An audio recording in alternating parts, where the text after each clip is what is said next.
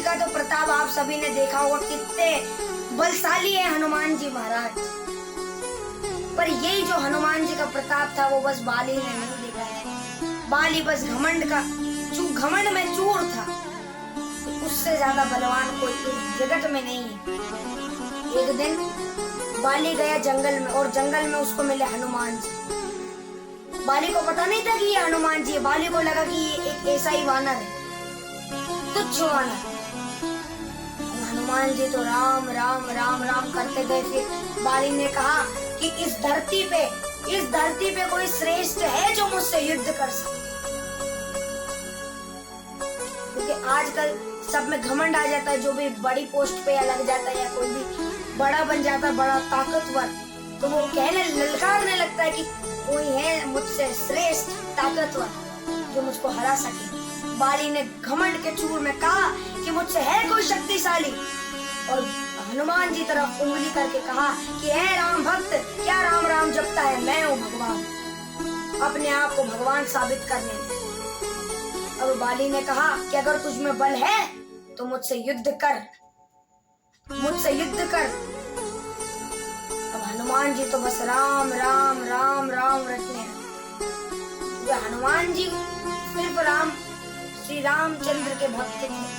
हनुमान जी देख कोई ध्यान नहीं देते, क्योंकि आज भी ऐसे साधु संत मौजूद हैं जिनकी तपस्या भंग करने को तो कई आते हैं पर कर नहीं पाते। बाली ने कितनी बार कोशिश करके हनुमान जी को उठाना चाहा कि मुझसे श्रेष्ठ है इस दुनिया में। अंत में उस बाली ने श्री रामचंद्र की बुराई कर दी और हनुमान जी सीधा उनके रोंगटे खड़े हो गए। इस पूरी जमीन की, इस पूरी धरती। हनुमान जी उठे कि है बाली, तू तेरे घमंड में चूर है, तेरा घमंड एक में निकल जाएगा, तू श्री रामचंद्र की बुराई मत कर। बाली ने घमंड में कहा कि तेरे श्री रामचंद्र में इतना क्या बल है। बाली को पता था। बाली ने कहा कि तेरे श्री रामचंद्र अगर इतने ही महान है तो उनकी नारी का हरण कैसे हो गया। राम तो एक झटके में सीता को ला सकते थे, पर क्यों ना ला पाए। बाली ने घमंड में कहा कि अगर तुझ में बल है तो मुझसे युद्ध कर। हनुमान जी ने कहा ठीक है, मैं तुमसे युद्ध करूंगा, पर मेरी एक शर्त है, मैं तुमसे कल युद्ध करूंगा, क्योंकि अभी मैं श्री रामचंद्र की भक्ति कर रहा हूँ, और कल सुबह आ जाना। अब बाली घमंड के चूर में गया कि हाँ, क्योंकि बाली को भी मौका मिल गया।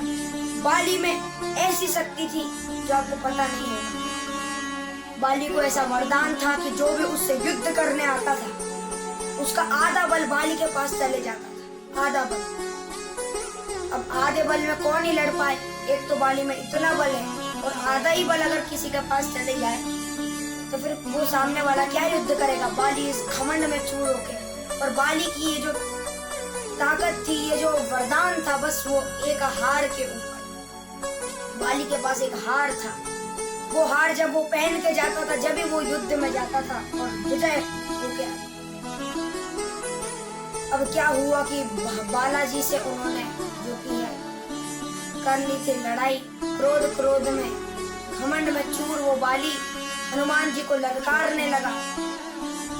अब जैसे ही सुबह हुई, बाली ललकारने लगा जोर जोर से उसके ही महल में कि आज मैं हनुमान को परास्त करके रहूंगा। और वो गया उस मैदान में मल्ल युद्ध करने को, और हनुमान जी भी उस मैदान में उपस्थित थे।